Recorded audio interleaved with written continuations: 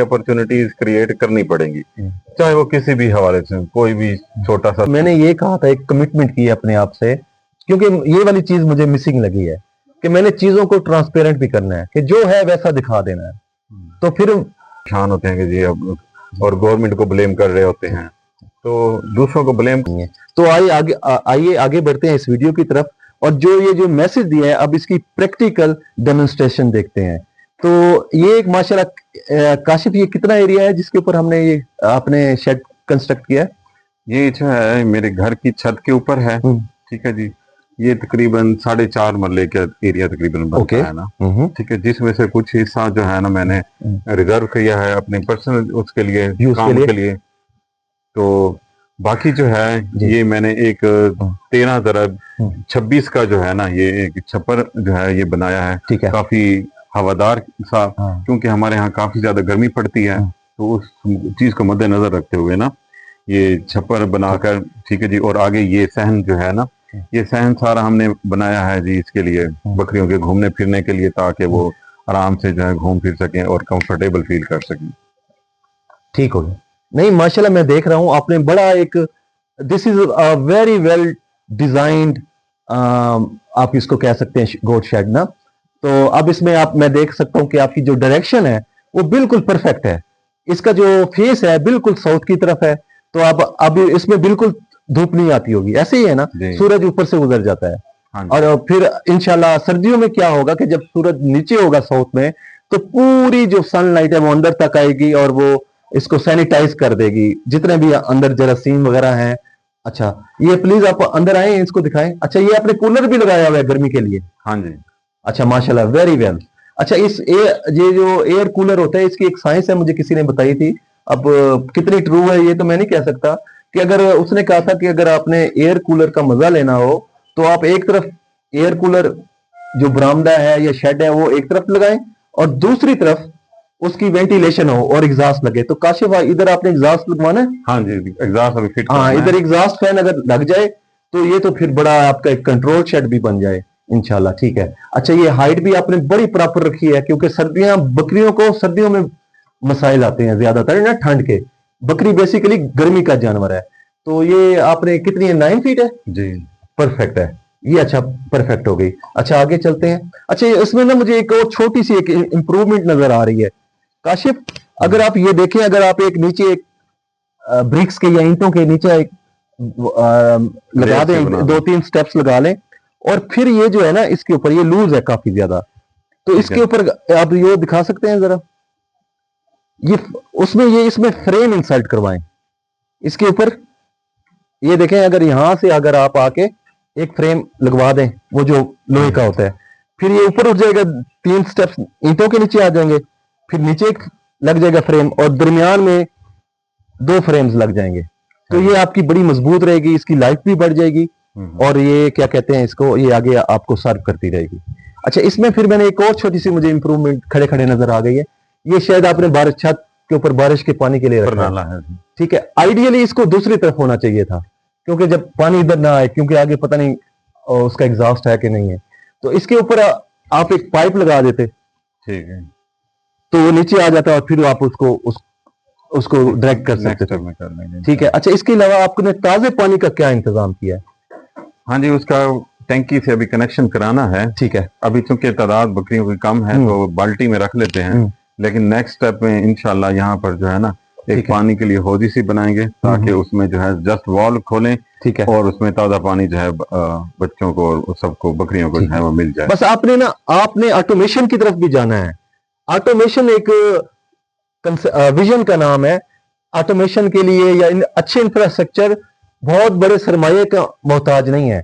ये ओवरऑल अगर इस शेड की रेटिंग की जाए तो मैं इसको भी 8/10 मार्क्स दे रहा हूं। और अगर ये एक और पॉइंट मुझे मिला, एक और इंप्रूवमेंट मिली काशिफ, ये आपने, मैं देख रहा हूं आपने नीचे सरिया भी लगाया हुआ है नीचे, ये इस तरफ आए, ये एक आपके लिए नुकसान का सबब हो सकता है। इसमें आई कैन सी कि कोई भी जानवर गिर सकता है, उसकी टांग टूट सकती है। जानवर, जब ज्यादा जानवर होंगे वो शरारतें करेंगे, तो अल्लाह ना करे कोई जानवर गिरे और उसकी गर्दन पर कोई चोट लग जाए।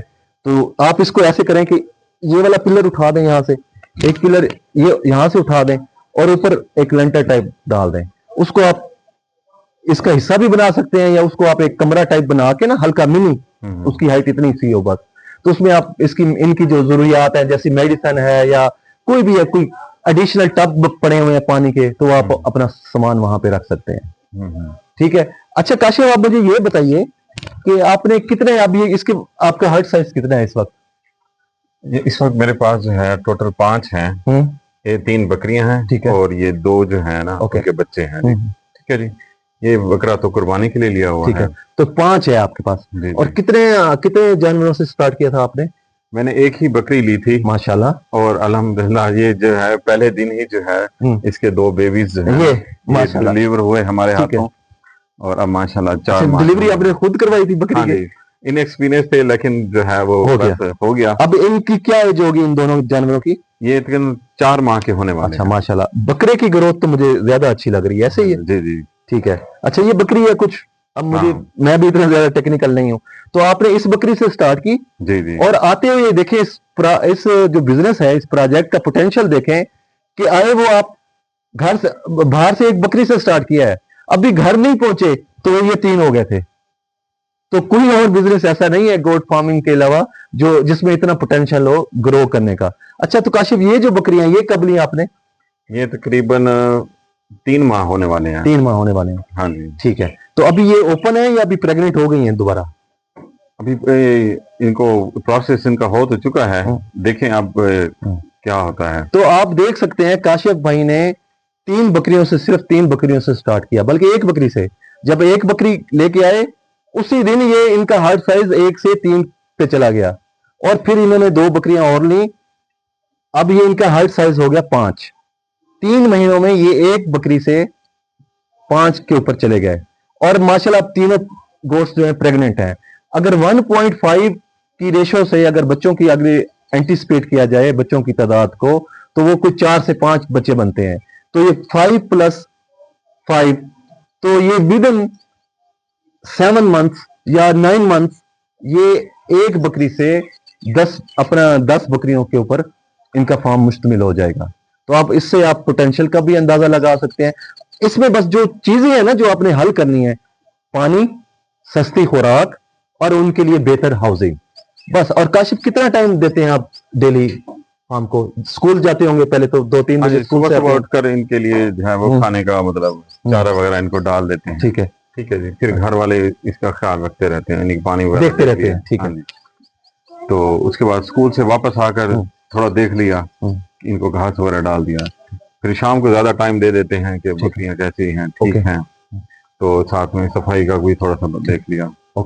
तो अगर जिस तरह मैंने कहा कि माशाल्लाह आपने खुरलियां भी बड़ी अच्छी बनाई हुई हैं, बकरे शरारती होते हैं, ये अंदर नहीं जाएंगे, अगर एक पट्टी इधर भी लग जाए ना तो ये बिल्कुल ब्लॉक हो जाए। इसको आपने देखना है कि बस इसको ना बकरियां इधर ना दाखिल हो। अच्छा ये इधर ये किस लिए है?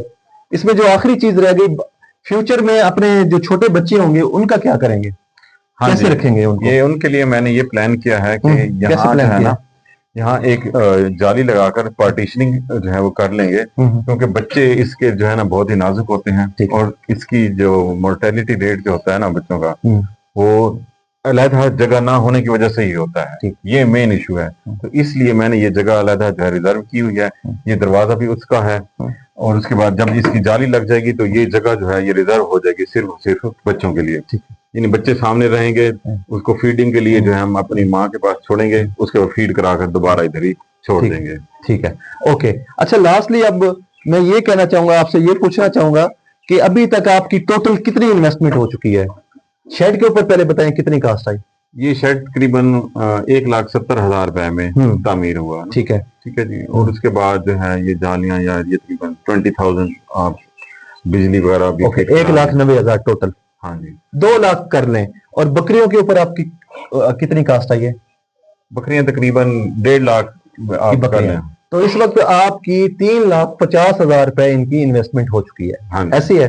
अगर देखें तो ये एक ऐसा बिजनेस हुआ, अगर आपके पास ऊपर 4 से 5 मरले की छत है तो आप अपना एक बेहतरीन आइडियली 5 लाख में, और कम से कम आपके पास 3 से 3.5 लाख 4 लाख होना चाहिए, तो आप एक बेहतरीन किस्म का अपना गोट फार्म स्टार्ट कर सकते हैं। और सिर्फ आपका हाँ जी। टोटल डेली जो टाइम होगा जो कंज्यूम करते होंगे टाइम, जी। वो आई कैन से 2 आवर्स, जी।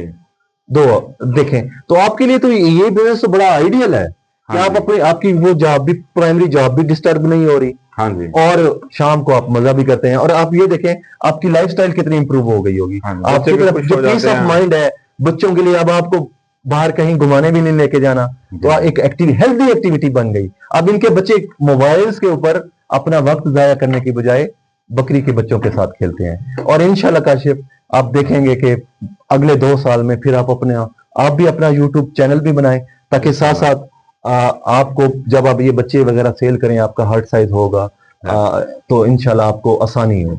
मेरा भी यूट्यूब के ऊपर आने का मकसद यही है कि अपनी ऑनलाइन प्रेजेंस को यकीनी बनाना है, और इंशाल्लाह ताकि हमें जो रियल कस्टमर है ना, वो कस्टमर टू जो मैन्युफैक्चरर है, वो डायरेक्ट लिंक हो। क्योंकि हमारे मुल्क में जो व्यापारी कल्चर है या ब्रोकर कल्चर है, उसको भी मैं डिस्करेज करना चाहता हूं, क्योंकि जो किसान की जो फार्मर होता है, उसकी सारी मेहनत को वो हड़प कर जाता है।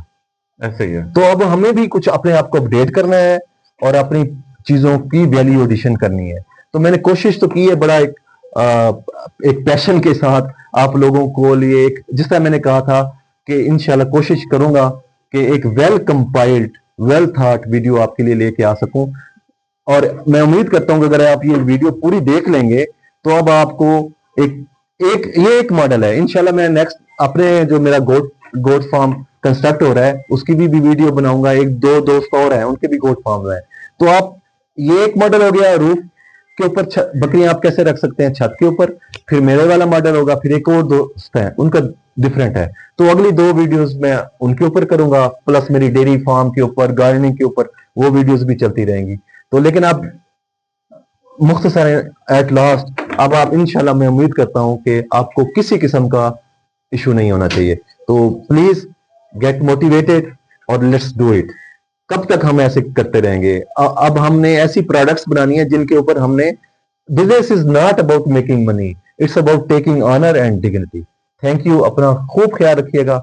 Happy farming.